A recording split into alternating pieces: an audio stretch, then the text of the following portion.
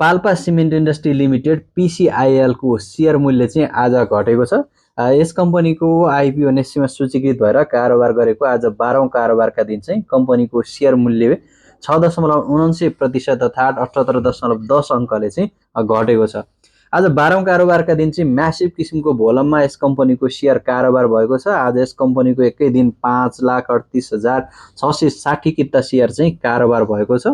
यस कम्पनीको कुल कारोबार योग्य शेयर के कति किता रहेको थियो र कति किता कारोबार भयो, अझै बाँकी कारोबारमा आउन कति किता रहेको छ र आज 12औं कारोबार दिनसम्मको ब्रोकर होल्डिङ कतिको स्ट्रङ रहेको छ र आगामी दिनमा कम्पनीको शेयर मूल्य बढ्ने सम्भावना के कति रहेको छ भनेर भिडियोमा चर्चा गर्नेछौँ साथीहरू। Palpa cement industry limited manufacturing and processing सेक्टरको कम्पनी रहेको छ र यो कम्पनीको नेप्सीमा लिस्टिङ्स भएको कुल शेयर भनेको 3,75,00,000 किता रहेको छ र जसमध्ये प्रमोटर शेयर चाहिँ 80% हुनाउने 3 करोड किता र आम सर्वसाधारण तर्फको जुन पब्लिक शेयर 75 लाख किता रहेको छ। पब्लिक तर्फको 75 लाख किता शेयर मध्ये पनि अहिले तत्काल यस कम्पनीको कुल कारोबारमा आउने शेयर भनेको चाहिँ अर्थात् ट्रेडेबल शेयर भनेको 50,62,500 किता रहेको छ र आज 12औं कारोबार दिनसम्म आइसक्दा यस कम्पनीको शेयर चाहिँ 6,38,390 किता मात्रै कारोबार भएको छ भने अझै पनि 44,24,110 किता शेयर चाहिँ कारोबारमा आउन बाँकी रहेको छ। कुल कारोबार योग्य शेयर मध्ये पनि धेरै जसो किता अहिले तत्काल कारोबारमा नआउन सक्छ। यस कम्पनीको आइपिओ हात पार्ने लगानीकर्ताहरूले यस कम्पनीको शेयर चाहिँ सबै लगानीकर्ताहरूले तत्कालै बेच्ने सम्भावना हुँदैन साथीहरू। र यो कम्पनीको आज रेड क्यान्डल बनेसँगै हामीले टेक्निकल एनालाइसिसको पाटोबाट कम्पनीको शेयर मूल्य झर्दा कति तलसम्म आउन सक्छ र बढ्दाखेरि यो जोनबाट कति माथिसम्म जान सक्छ, आगामी दिनको स्ट्र्याटेजी चाहिँ हामीले कस्तो फलो गर्ने भनेर चाहिँ यहाँनिर मैले फिबोनाची रिट्रेसमेन्ट यहाँनिर लगाएको छु। यो इन्डिकेटरबाट हामीले हेर्दाखेरि चाहिँ यस कम्पनीको पहिलो कारोबार चाहिँ 300 रुपियाँबाट स्टार्ट भएको थियो र यस कम्पनीको हाइएस्टेड शेयर मूल्य भनेको 1280 रुपियाँको रहेको थियो र हामीले यहाँबाट फिबोनाची लगाएर हेर्दा यस कम्पनीको चाहिँ एउटा चाहिँ अब यस कम्पनीको सपोर्ट जोन भनेको 1048 रुपियाँको थियो जुन आज ब्रेक भइसकेको छ साथीहरू। आज यस कम्पनीको शेयर क्लोजिङ हुँदाखेरि चाहिँ 1039 रुपियाँमा भएको छ जुन यो पहिलो सपोर्ट जोनकै पेरिफेरीमा चाहिँ यस कम्पनीले आज क्लोजिङ दिएको छ र यो जोनमा क्लोजिङ भएको छ। अब यो जोनबाट भोलि फेरि रेड क्यान्डल फर्मेसन्स भएर कम्पनीको योदेखि मुनिकै क्लोजिङ दिन्छ, जुन यो क्यान्डलको मुनि क्लोजिङ दिन्छ भने चाहिँ तपाईहरुले अब कम्पनीको शेयर मूल्य 905 रुपियाँमा चाहिँ सपोर्ट जोन रहेको छ र यो पेरिफेरीमा चाहिँ झर्न सक्छ भनेर चाहिँ हामीले अन्दाज लगाउनु पर्ने हुन्छ साथीहरु। अझै पनि कारोबार योग्य शेयर चाहिँ धेरै किता कारोबारमा आउन बाँकी नै रहेको छ र आगामी दिनहरुमा पनि तपाईहरुले चाहिँ वेट एन्ड सी गर्नु होला है। र स्ट्रङ किसिमको भोलममा र यसै गरी चाहिँ स्ट्रङ किसिमको ब्रोकर एकुमुलेसन्स भयो भने कम्पनीको शेयर मूल्य बढ्ने सम्भावना रहेको छ। इफ यदि भोलि यस कम्पनीको क्यान्डल चाहिँ जुन अघिल्लो क्यान्डल थियो, जुन हिजोको क्यान्डल थियो, त्यो क्यान्डल भन्दा माथि गएर चाहिँ क्लोजिङ दिन्छ भने अर्थात चाहिँ यो आसपास जुन 1117 रुपियाँको आसपासमा चाहिँ क्लोजिङ दिन्छ भने यो जोनमा क्लोजिङ दिन्छ भने चाहिँ तपाईले कम्पनीको शेयर मूल्य बढ्ने सम्भावना रहेको छ भनेर बुझ्नु होला र अप ट्रेन्ड लिन सक्नुहुन्छ।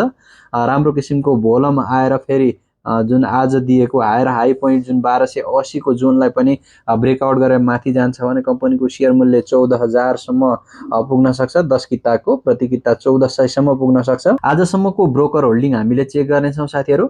यस कम्पनीको आज 12औं कारोबार दिनको ब्रोकर होल्डिङ हेर्दा ब्रोकर नम्बर 58 अर्थात 58 बाट चाहिँ धेरै किता एकुमुलेसन्स भएको पाउन सकिन्छ।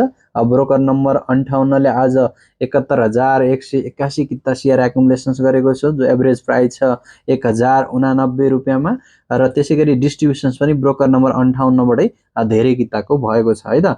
र दोस्रो एकुमुलेसन्स भने 42 ले गरेको छ ब्रोकर नम्बर 42 ले, तेस्रो ब्रोकर नम्बर 57 ले गरेको छ। तपाईले यो साइडमा एभरेज प्राइस पनि देख्न सक्नुहुन्छ। प्रायसो ब्रोकरहरुले चाहिँ 1080 रुपियाँ भन्दा माथि नै एकुमुलेसन्स गरेको एभरेज प्राइस चाहिँ देख्न सकिन्छ। डिस्ट्रिब्युसन्समा ब्रोकर नम्बर 58, ब्रोकर नम्बर 49 त्यसैगरी ब्रोकर नम्बर 42 ले चाहिँ म्यासिभ भोलममा डिस्ट्रिब्युसन्स गरेको पाउन सकिन्छ र डिस्ट्रिब्युसन्सको प्राइस पनि 1080 कै पेरिफेरीमा रहेको छ है त साथीहरु। 76,481 किता चाहिँ एकुमुलेसन्स भएको छ 1090 रुपैयाँको एभरेज प्राइसमा। र यो एकुमुलेसन्सलाई हामीले हेर्दाखेरि चाहिँ साथीहरू कम्पनीको सेयर मूल्य चाहिँ आगामी दिनमा पनि बढ्छ कि भन्ने कुरालाई नै इन्डिकेट गर्ने गर्दछ, किनभने स्ट्रङ किसिमको ब्रोकर होल्डिङ चाहिँ हामीले यहाँनिर पाउन सकिन्छ। ब्रोकर नम्बर 58 बाट एकदमै स्ट्रङ किसिमको होल्डिङ भएको हामीले बुझ्नुपर्ने हुन्छ। र यो होल्डिङले र आगामी दिनमा चाहिँ यो जोनमा अर्थात् 1100 को पेरिफेरीमा भोलि या आगामी दिनका क्यान्डलहरू चाहिँ सस्टेन्स हुन्छन्, यहाँनिर स्टेबल रहन्छन् भने चाहिँ तपाईले अप ट्रेन्डको लागि टार्गेट गर्न सक्नुहुन्छ। यदि तपाईले आइपिओ बोकेर बस्नु भएको छ या आइपिओ राख्नु भएको छ, आइपिओ परेको थियो भने चाहिँ तपाईले चाहिँ होल्ड गर्दाखेरि नै राम्रो हुने किसिमको कम्पनी रहेको छ। कम्पनीको आइपिओ बिक्री खुल्ला गर्दा प्रकाशन गरेको रिपोर्टको आधारमा नै इपिएस 3.25, त्यसैगरी बुक भ्यालु चाहिँ 135 रुपैयाँमा प्लस रहेको छ। त्यसैगरी इक्रा रेटिङ BB प्लस रहेको छ। कम्पनीलाई हामीले हेर्दा फन्डामेन्टल रूपमा पनि स्ट्रङ किसिमकै कम्पनी रहेको छ र पछिल्ला रिपोर्ट र न्युज अनुसार पनि कम्पनीको चाहिँ व्यापारहरू पनि बढेको कुरा चाहिँ यहाँनिर हामीले न्युजहरुमा पनि पाएका छौं है त साथीहरु। त्यसैले यो कम्पनीको अहिलेको हामीले ब्रोकर होल्डिङलाई हेर्दाखेरि चाहिँ हामीले केही कारोबार दिनमा र आगामी दिनमा चाहिँ के कस्ता क्यान्डल र कुन किसिमको क्लोजिङ हुन्छ भनेर ध्यान दिन आवश्यक रहन्छ। इफ यो भन्दा मुनि आयो भने जुन जोन छ 1939 र 1045 को आसपासको जोन भन्दा मुनि आयो भने तपाईले चाहिँ डेफिनेटली 905 सम्ममा चाहिँ यस कम्पनीको अर्को स्ट्रङ सपोर्ट जोन हो भनेर बुझ्नु पर्यो। र यो भन्दा माथि जुन 1117 रुपैयाँ भन्दा माथि गएर चाहिँ क्यान्डल फर्मेसन हुन्छ आगामी दिनमा भने तपाईले चाहिँ फेरि कम्पनीको शेयर मूल्य माथितिर जान सक्छ है भनेर बुझ्नु भए हुन्छ है त। आजको भिडियो यति नै साथीहरु। यस्तै इन्फर्मेसन प्राप्त गर्नलाई सब्स्क्राइब गरेर जोडिनु होला। Thank you so much.